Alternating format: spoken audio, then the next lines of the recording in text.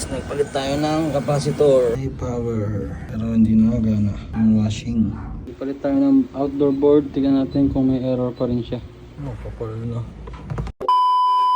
Exactly 8 AM. Nandito na tayo sa client. Check upin natin yung window type nila. Hindi daw na alamig. Saan ba yung bahay nila? Hindi maalala.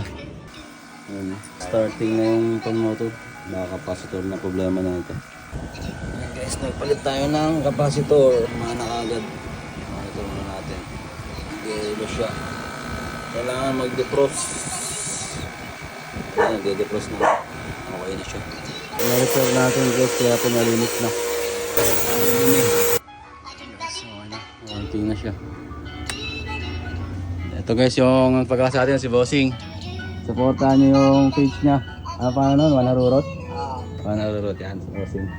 Ito nga pa pala yung group na ginawa ni Bossing, hindi pa pala page. Isa po siyang vegetable and fruits dealer. Let's support them. Let's G. Goods na. Tayo sa Pamela. Ayan na, Pamela Homes na.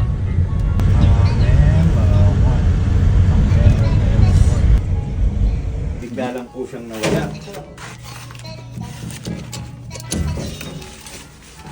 Wala siyang power mount, no? So, check na lang po muna natin. LG na ano? LG ba to? LG na. LG. Wala siyang power. May kuryente siya. Check natin sa board. Supply siya. At yun nga guys, pati output po is okay naman po. Pero nung check muna natin yung board niya, may supply naman pero hindi po nag-on. Posible na board na po may problema. Palit tayo ng outdoor board. Tignan natin kung may error pa rin siya.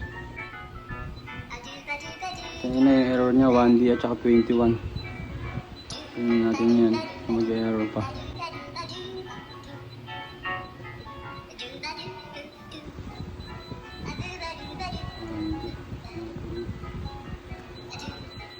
Meron pa rin siya.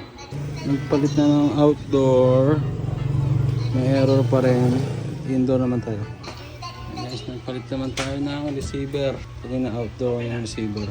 At yun nga guys, nagpalit tayo ng outdoor board, mga sensor at receiver. Ganun pa rin, may error pa rin na labas. Check na rin po natin yung compressor. Okay naman. Ang hindi lang po natin napalitan si indoor board dahil mali tayo nadala. Aray ka. At nag-decide po yung client natin na huwag muna ipagawa. Babudget na pa po nila ito. Kapal na. At yun nga guys, pagkatapos natin mag-repair ng window type, mag-check up ng top load machine at mag-troubleshoot na sa split type. Hindi daw tayo sa last client natin para maglinis ng isang split type. At yun guys, kung nakikita nyo naman, napakadumi na, diba? Kaya tara't samahan nyo kami linisin nito para matapos na tayo dahil marami tayong ginawa ngayong buong araw. Apat na client. At kung may naramdaman yung kakaiba sa mga unit nyo, ipa-check up nyo na yan. Mura lang po ang check up fee. 350 pesos only. Malalaman nyo naman kung anong problema at kung magkano ang magagastos. Kaya huwag na kayo magdalawang isip pa. Ipa-check up nyo na yan para hindi na lumala kung anong problema ng mga unit nyo. At ayan na nga guys. So, isang quality ng paglilinis naman ang ginawa ng MXP. Kaya sama natin sa masuporta sa amin dyan. Na hindi kami sama sumuporta sa amin. Papalo, like, share na rin po yung page namin. Maraming salamat po sa inyong tiwala. Advance Merry Christmas and Happy New Year. God bless po.